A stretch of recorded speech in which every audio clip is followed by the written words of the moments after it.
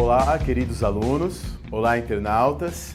Na última aula nós conversamos a respeito de Maquiavel. Nessa aula eu queria falar de outro filósofo que também atua pensa dentro do quadro, dentro do contexto do Renascimento, e esse cara é Erasmo de Roterdã. Erasmo de Roterdã. Há uma incerteza quanto ao seu nascimento, se ele teria nascido em 1466 ou em 1469. Os seus biógrafos, o mais famoso biógrafo do Erasmo se chama Huizinga, parece consensual que ele teria morrido em 1536. Antes de iniciar a nossa exposição sobre o Elogio da Loucura, o livro mais famoso de Erasmo, algumas observações.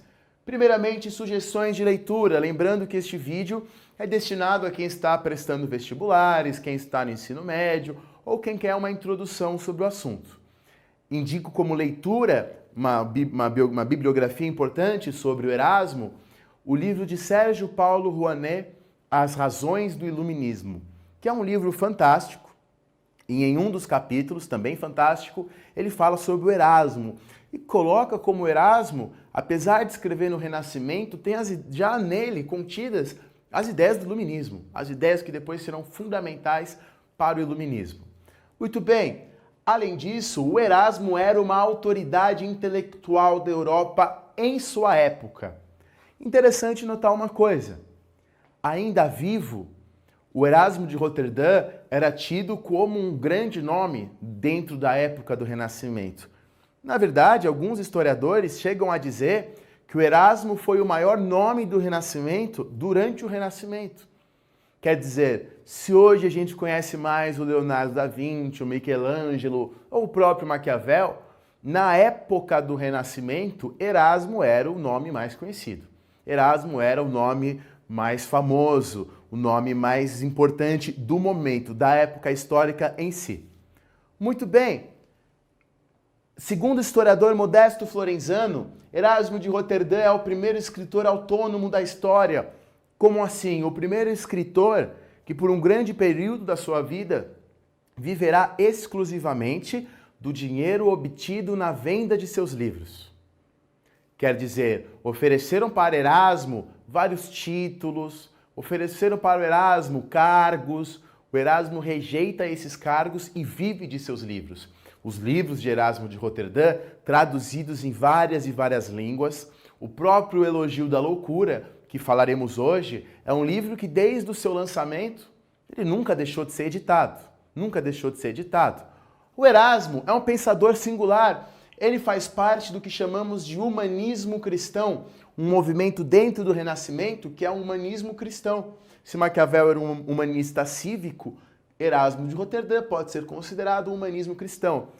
Quer dizer, o Erasmo buscava em suas ideias e seus livros retornar ao cristianismo mais puro. Ele era cristão, ele era católico, não rompeu com a Igreja Católica, mas era crítico do autoritarismo dos bispos, de algumas coisas que ele não concordava com a Igreja Católica e dizia que a Igreja devia buscar ser como era em Roma, como era na época de Jesus. Na época de Jesus. De alguma forma, o Erasmo de Roterdã inspira Lutero. De alguma forma, de fato, o Lutero e o Erasmo dialogam. Entretanto, é importante salientar, o Erasmo nunca vira um luterano.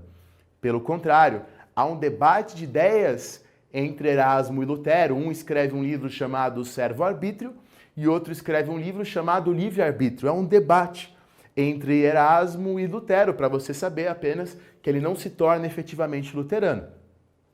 O Erasmo é inovador em vários pontos. O Erasmo, por exemplo, é um dos primeiros pensadores ocidentais a defender os direitos das mulheres. Quer dizer, não no sentido contemporâneo do termo, mas exigir um melhor tratamento às mulheres, não colocá-las como um grupo necessariamente inferior. O Erasmo, ele e outro pensador do Renascimento, chamado Thomas Moros, são os únicos pensadores do Renascimento que serão contrários à guerra. Veja só, o São Tomás de Aquino, filósofo medieval cristão, dizia: eu sou contra a guerra, com exceção dos casos de guerra justa. Então o próprio São Tomás de Aquino admitia que em alguns momentos a guerra é necessária, a guerra é justa, justificável. O Erasmo, pelo contrário, dizia, em nenhum caso uma guerra é justificável. Não é pela guerra que se vence a guerra. Ou seja, não há guerra justa. Todas as guerras são injustas. Todas as guerras só geram mais guerras. Então, um humanista, absolutamente pacifista e pela sua biografia em si, já é um nome central na história das ideias. E aí nós trataremos então do que é o livro mais famoso, mais conhecido dele, um dos livros mais importantes da história da filosofia, O Elogio da Loucura, escrito em 1509. Para se ter uma ideia, é um livro escrito em uma semana, no espaço de uma semana. É um livro escrito muito rapidamente, muito rapidamente. Esse livro é especial por vários motivos. Primeiramente, é um livro escrito em primeira pessoa.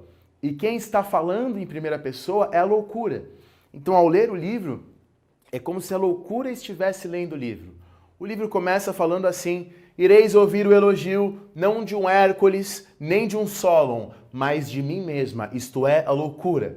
Quer dizer, os pensadores, os escritores, em geral, elogiavam Hércules, um herói greco-romano, elogiavam Solon, um legislador grego, mas quantos já elogiaram a loucura?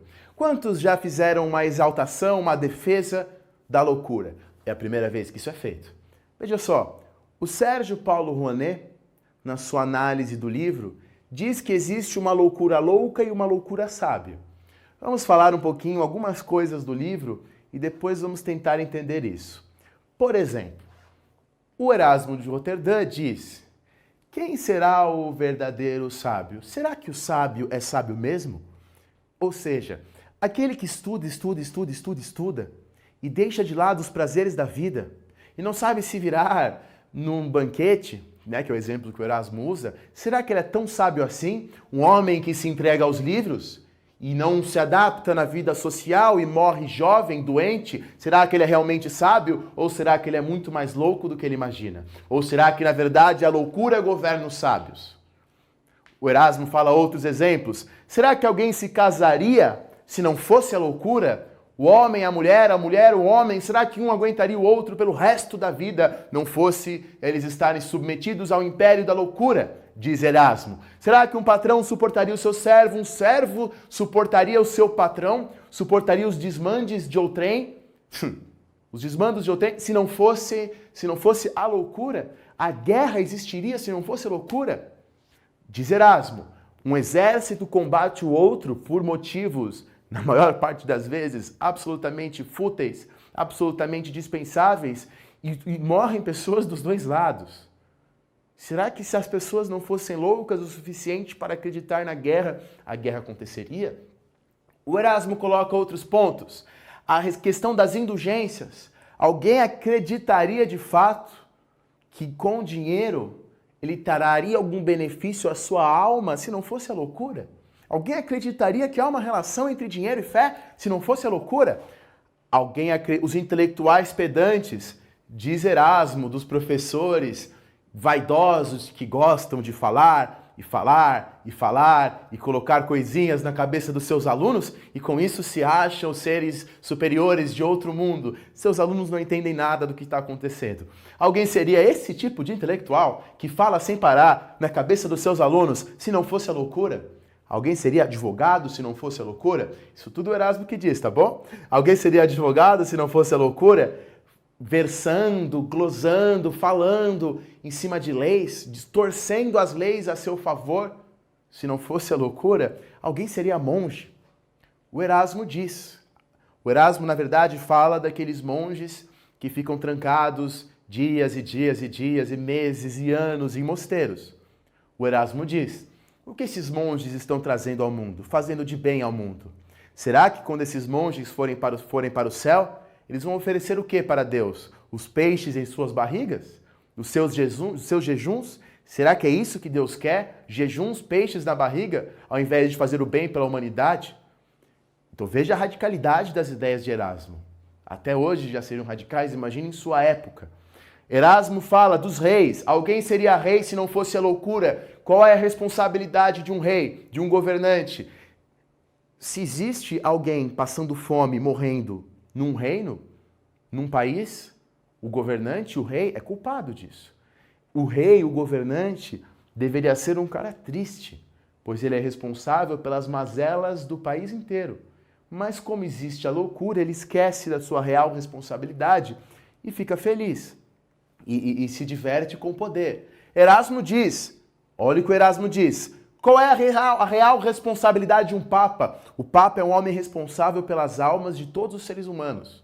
Se um ser humano vai para o inferno, em parte a culpa é do papa. Ele tem uma parcela de culpa. Então, diz Erasmo, o papa deveria ser alguém extremamente triste, extremamente cabisbaixo, pois ele é responsável pela destruição eterna dos seres humanos, pela eternidade no inferno. Entretanto, e o Erasmo estava falando dos papas de sua época, os papas se entregam às riquezas, às coisas mundanas. Diz o mesmo sobre a nobreza. O Erasmo diz, pessoas que passam o dia inteiro na futilidade, pensando em lazeres, em passeios, em jantares, em almoços, e não tem nenhuma ligação com a sociedade que os cerca. Diz Erasmo, estas pessoas, estes seres humanos, existiriam se não fosse a loucura? Vamos voltar à análise de Sérgio Paulo Rouanet, mais especificamente. Dê uma olhada antes nesse quadro. Esse quadro se chama O Navio dos Tolos, de Hieronymus Bosch, e eu creio que, de certa forma, ele dialoga muito bem com Erasmo. Então são tolos, veja aqui freiras, padres, pessoas da época, num banquete, tolos, pois não são sábios o suficiente para entenderem o seu real papel, a sua real função na sociedade, para que eles estão lá, o que eles podem fazer, e se entregam à loucura desse cotidiano. Aqui a frase. A loucura sábia sabe que a sabedoria é louca, e a loucura louca é suficientemente louca para acreditar na sabedoria. Obviamente é uma frase que causa uma certa confusão de cara, mas vamos pensar. Ora, aquele cara que é sábio de fato é um pouquinho louco para saber os limites de sua sabedoria, um pouquinho louco para saber como a sabedoria em si própria é problemática, né? O verdadeiro sábio é um pouco louco, pois percebe a loucura de sua sabedoria. Por outro lado, a loucura louca, é suficientemente louca para acreditar piamente na sabedoria, acreditar que a sua razão, a sua sabedoria chegará a todos os lugares, que a sua mente pode tudo. Para isso tem que ser muito louco, para acreditar totalmente na sabedoria. Então uma frase que eu deixo para você pensar. Aqui uma questãozinha de vestibular, para você ver como é que isso cai nos vestibulares, uma questão da Federal de Pernambuco. Veja só, o Renascimento, lembrando que Erasmo está dentro do Renascimento, contrariou diversas concepções medievais. Ficou claro na exposição. Nessa perspectiva crítica, se destaca a obra de Erasmo de Roterdã, que abominava o catolicismo. Vimos que não, que ele é um humanista cristão, critica o cristianismo, mas não porque ele é anticatólico, porque, na perspectiva dele, ele queria reformar o cristianismo, melhorar o cristianismo.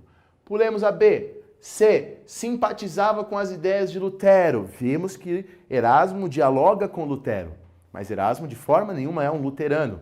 Inclusive, houve uma disputa entre eles nos dois livros que eu citei, o Livre-Arbítrio e o Servo-Arbítrio. Aderia aos princípios de Calvino, de forma alguma. Falamos que ele é católico até o fim. Negava a tendência natural do ser humano para a bondade. Pelo contrário, ele é um humanista cristão. Ele quer retornar ao cristianismo primitivo. Ele propõe... Se ele está propondo um mundo bom, se ele está propondo um retorno a Cristo, obviamente ele não nega que o ser humano possa chegar à bondade. Se ele fosse um cara absolutamente descrente do ser humano, ele não faria essas críticas. Essas críticas ele faz, na visão dele, para melhorar o mundo. Portanto, a correta será a B, se colocava contra a intolerância católica com relação aos pagãos. Ele não via sentido na intolerância, na guerra, em qualquer forma de conflito. Para ele isso era uma loucura, e uma loucura bem louca, digamos assim. Muito bem, então vamos rememorar um pouquinho do que nós vimos nessa aula. Nessa aula, então, falamos um pouquinho de Erasmo de Roterdã, e de tudo que conversamos, o mais interessante que você tem que gravar além da excepcionalidade desse filósofo, é a crítica contundente que ele faz aos grupos sociais e aos costumes de sua época.